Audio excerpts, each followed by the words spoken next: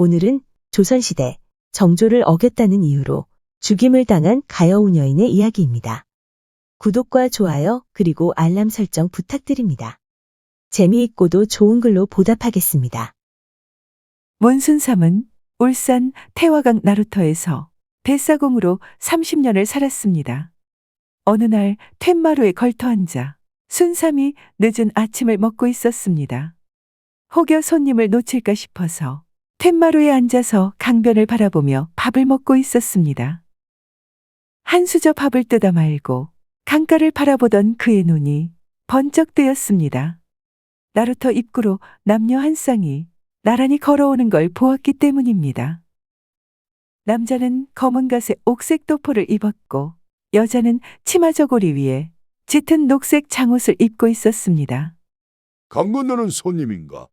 하지만 두 사람은 뱃사공을 부르지 않고 한쪽 기슭에 매어 있는 쪽배에 올랐습니다.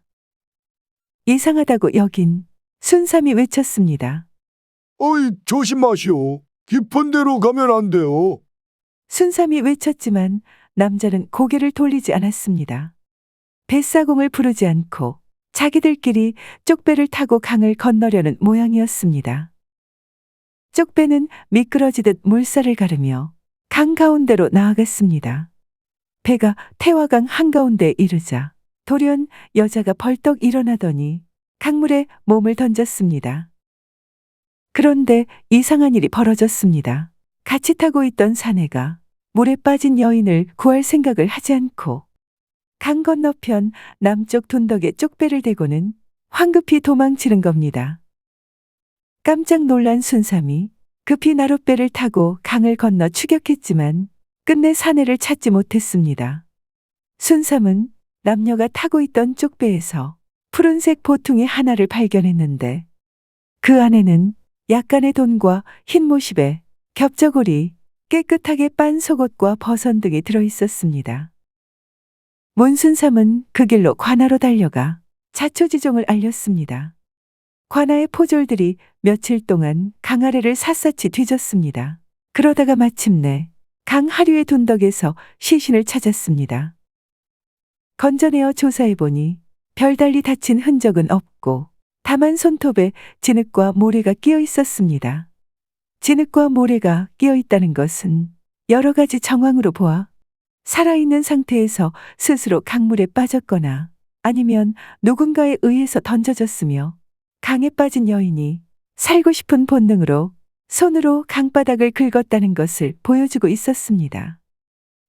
이 사실은 여인의 죽음이 자살일 수도 있지만 타살일 가능성도 상당하게 있다는 것을 의미합니다. 조사를 통해 물에 빠져 죽은 여인은 김씨 부인으로 밝혀졌습니다. 여인은 울산 외곽에 사는 농부 곽임택의 재혼한 아내였습니다. 그리고 배에 함께 탔던 남자는 죽은 여자 김순옥의 친오빠인 김성민님이 밝혀졌습니다. 순옥은 용모가 빼어나게 아름다운 데다가 부침성까지 많아서 처녀 시절 고을 총각들에게 인기가 많았습니다. 그녀의 나이가 16을 넘기자 그녀의 품행에 관하여 이런저런 소문이 퍼지기 시작했습니다. 장날마다 장터에 나가 남정네들과 노골적인 농담을 주고받고 심지어 사내가 사주는 음식을 받아먹더라. 고을 서리의 아들과 밤늦게까지 손을 꼭 잡고 장터 뒷담에서 이야기를 나누더라. 와 같은 풍문이었습니다. 동생의 행실에 관한 소문을 듣고 화가 난 오빠 성민이 다그치자 순옥은 그런 일 없다고 억울하다고 항변했습니다. 성민은 동생의 말을 들은 채도 않고 그녀의 머리카락을 자른 다음에 일체 집 밖으로 나가지 못하게 했습니다. 나중에 오빠의 친구 되는 박돌석이 자기의 잘못을 털어놓았다고 합니다. 순옥이 자기의 마음을 몰라주는 바람에 화딱지가 나서 그랬다는 것입니다. 그렇지만 어떡합니까? 소문이 이미 퍼질 만큼 퍼진 뒤라 울산 근처에서는 혼인길이 막힌 뒤였습니다. 소문이 조금 잠잠해지자 중신어미의 소개로 그녀는 17에 경상도 땅 김해의 작은 마을로 시집을 갔습니다. 남편은 보부상으로 전라도에서 경기도까지 장터를 돌아다니며 무명이나 명주 등의 옷감을 팔았습니다. 결혼 2년째 되던 해 초여름, 입덧이 한창일 때 남편은 전라도 남원장으로 옷감을 실은 보따리를 짊어지고 떠났습니다. 그런데 열흘 후 집에 찾아온 보부상 동료의 입에서 나온 말은 청천벽력이었습니다. 물난리에 다리가 무너졌는데 부인의 남편도 함께 빠졌소이다. 장마로 불어난 물에 남원 근처 구룡포 다리가 붕괴했고 여럿이 쓸려가 죽었다는 것이었습니다. 시신은 찾지 못했습니다. 김여인은 장례도 못 치르고 남편의 얼굴도 못 보고 과부가 되었습니다. 남편이 죽어서인가 태중의 아이는 제대로 자라지도 못하고 잘못되고 말았습니다. 시어머니는 아들이 죽고 태중의 아이까지 유산하자 김여인에게 저주를 퍼부었습니다. 팔자 사나운 년이 들어와서 멀쩡한 우리 아들을 잡아먹었구나. 심지어 밥상을 앞에 놓고도 애먼 말로 핀잔했습니다. 우리 집 대를 끊어놓고도 밥은 꼬박꼬박 잘 처먹는구나. 하루 종일 들일과 물 길기 빨래하면서도 김여인은 말 한마디 제대로 못하고 죽은 척 살아야 했습니다. 그러던 중 그녀에 관한 못된 소문이 돌았습니다. 죽은 남편의 친구였던 보부상 박 씨와의 연문이었습니다. 밤늦게 동네 방앗간에서 박 씨와 함께 있다가 나오는 것을 누가 보았다더라. 소문을 들은 시어머니가 며느리를 달달 볶았습니다. 그래도 김여인은 묵묵히 참았습니다. 잘못한 일이 없었기에 하늘을 우러러 한 점 부끄럼이 없었기 때문입니다. 김여인은 자기의 얼굴을 맷돌에 넣고는 갈고 싶었습니다. 모든 풍문의 시작은 그녀의 예쁘게 생긴 얼굴이 원인이었기 때문입니다. 하지만 더는 견디지 못할 일이 생겼습니다. 시어머니가 동네의 늙은 부자 영감에게 시집 가기를 강요했기 때문입니다. 너 때문에 동네 창피해서 못 살겠다. 마침 너에게 관심을 가지는 사람이 있으니 그 집으로 가거라. 그 영감은 천석지기 부자다. 같이 살기만 하면 매일 쌀밥을 먹고 비단 옷을 입으며 호강한다. 세상에 저승 문 앞에 있는 70 노인의 첩이라니. 김여인은 자신이 더럽혀진 물건처럼 취급당하고 있다는 사실에 치를 떨었습니다. 하지만 논면 맞이기를 받고 시어머니가 자기를 팔려고 했다는 사실에 더 분노했습니다. 그녀를 두고 몸값 흥정이 한창일 때 김여인은 밤을 틈타 친정으로 도망갔습니다. 수백 리 길을 보따리 하나도 없이 맨몸으로 걸어서 갔습니다. 친정어머니는 놀라며 말없이 그녀를 품에 안았지만 그다지 반가운 눈치는 아니었습니다. 올케는 대놓고 구박했습니다. 죽으나 사나 시집 귀신이 되어야지. 뭐 얻어먹을 게 있다고? 친정에 와. 하지만 남편 없는 시집은 지옥 그 자체였습니다. 게다가 70 노인의 놀이개라니 죽어도 돌아갈 수 없었습니다. 주위에서 뭐라고 하던 못 들은 척하고 친정집 일을 도우며 하루하루 열심히 살았습니다. 동네 어귀 우물가에서는 동네 여인들이 모여 김여인에 관한 뒷담화를 했습니다. 신랑들 조심해. 아차하면 뺏긴다. 그래도 곱기는 참 곱다. 곱긴 곱지. 근데 한번 결혼한 여자를 다시 데려갈 집이 있을지 모르겠다. 글쎄다. 울진 근방에 내가 아는 호라비가 하나 있긴 한데. 그 말을 들은 김여인의 이모가 재빨리 중신어미를 보냈고 일이 착착 진행되었습니다.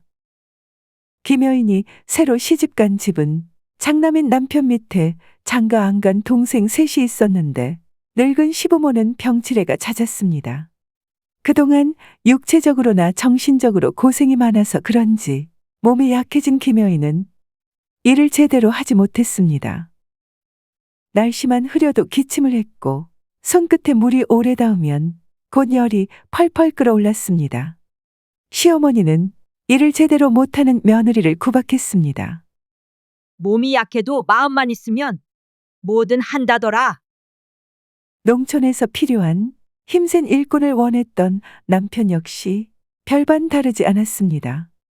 몸이 허약해서 일을 못하면 새 장가든 게 내게 무슨 의미가 있느냐? 친정에서는 귀하게 컸을지는 몰라도 일을 못하는 너는 뒷간의 구더기보다도 못한 존재야. 신랑의 막말을 듣자 바느질하고 있던 김 여인의 눈에서 눈물이 방울방울 떨어졌습니다. 그러면서 마음도 시들어갔습니다. 하지만 묘하게 그런 어려움 속에서도 그녀의 미모는 더욱 빛났고 그게 또 남편을 불편하게 했습니다. 남편은 김 여인의 오라버니에게 편지를 보냈습니다. 나는 아내를 얻은 게 아니라 집안으로 재앙을 들였소. 낯선 자가 찾아왔는데 그 사내놈과 웃으며 다정하게 이야기하는 장면을 목격했소. 그녀는 아무 일도 아니라 했지만 그녀의 웃음은 남자를 꼬드기는 바람난 여자의 행동이었소. 수저를 택하지 않고 다시 시집온 여자란 이런 것인가 싶소. 와서 여동생을 데려가시오. 하지만 편지를 받고도 오라버니는 모르는 체하였고 화가 난 남편에 의해 김 여인은 쫓겨났습니다. 신랑에게 결백을 호소했지만 소용없었습니다. 친정으로 쫓겨나면 오라버니가 시집으로 데려다주고 쫓아내면 또 시집으로 데려다주고 몇 번 이런 일이 벌어지다 보니 김 여인은 시댁에서도 친정에서도 반기지 않는 존재가 되었습니다. 태화강에서 김 여인과 함께 배에 탄 남자는 바로 그녀의 친오라버니 김성민이었습니다. 관원이 추궁하자 그는 시댁으로 다시 데려다 주려던 길이었습니다. 하고 주장했습니다. 그러면서 덧붙였습니다. 누이는 스스로 죽음을 택한 것이고 나는 미처 말릴 틈이 없었습니다. 하지만 증거물이 말하는 내용은 오라버니의 말과는 달랐습니다. 김 여인의 보퉁이 안에 들어있던 물건은 먼 길을 갈 사람처럼 꼼꼼히 챙겨져 있었습니다. 자살할 마음이었다면 이럴 리 없습니다. 그래서 그런지 관아의 기록에는 이렇게 적혀 있었습니다. 죽으러 가는 사람의 보자기 속에는 깨끗하게 빤 속옷이나 새 버선이 있을 수 없고 살 생각이 있는 사람은 백길 중에 강물로 뛰어들지 않는다. 관아의 기록을 다시 자세하게 진술해 보면 아래와 같습니다. 이 보고서는 다산 정약용에 붙인 정재원이 울산부사로 재직하고 있을 때의 조사 보고서입니다. 소문에 의하면 김 여인은 제가 하기 전 과부였지만 수절도 하지 않았으며 장터 사내들과 말을 섞었다고 합니다. 하지만 소문은 소문일 뿐입니다. 또 그렇다고 해도 그것이 죽임을 당할 이유는 되지 않습니다. 오라비 김성민은 노이의 행실이 집안 망신이라 여겼고 강물에 그녀를 던져 넣었다고 여겨집니다. 조사를 해보니 김 여인은 한 번 결혼했다가 과부가 된 뒤에 친정에 돌아와서 있다가 곽임택과 재혼한 사이였습니다. 하지만 남편과의 갈등이 너무 심해서 제가 한 지 얼마 뒤에 친정으로 쫓겨옵니다. 그렇게 친정과 시댁을 오가기를 몇 번째, 결국 김 여인은 집안의 우원거리가 됩니다. 두 사람이 배를 탄 것은 김성민이 노이 동생을 데리고 시댁으로 가기 위해서였습니다. 하지만 시댁으로 돌아가기가 죽기보다 싫었던 노이 동생이 강물에 몸을 던지고 말았다고 김성민은 주장합니다. 하지만 김성민을 조사하는 과정에서 여동생을 직접 밀어서 물에 빠뜨린 것 아닌가가 크게 의심되었습니다. 당연히 김성민은 극구 부인하였습니다. 하지만 사건에 관한 추론이 진행되는 과정에서 김성민의 혐의 사실은 점점 더 크게 부각됩니다. 울산부사 정재원은 마침내 다음과 같이 판결 내립니다. 김 여인에게 허물이 많이 있다고 하지만 그 허물은 그녀의 생명을 끊을 만한 죄가 아니다. 김 여인이 비록 소문대로 시어머니에게 불효하고 남편에게 순종하지 않았으며 과부가 된 후에도 음란한 행실을 일삼는 등 악행이 있다고 하더라도 부모이든 형제이든 제 마음대로 죽일 수는 없다. 부모가 자식을 죽였다고 해도 죗값을 치러야 하거늘 오빠가 누이 동생 죽인 것을 어떻게 용서할 수 있는가?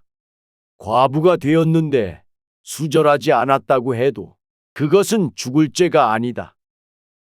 죽을 죄가 아닌데도 살인했으니 어찌 법에 저촉되지 않는가? 국법에 따라 김성민은 참수되어야 마땅하다. 들어주셔서 고맙습니다. 용어 풀이와 참고문헌 그리고 자료 출처는 명기만 하고 따로 읽지는 않겠습니다. 참고하시기를 바랍니다.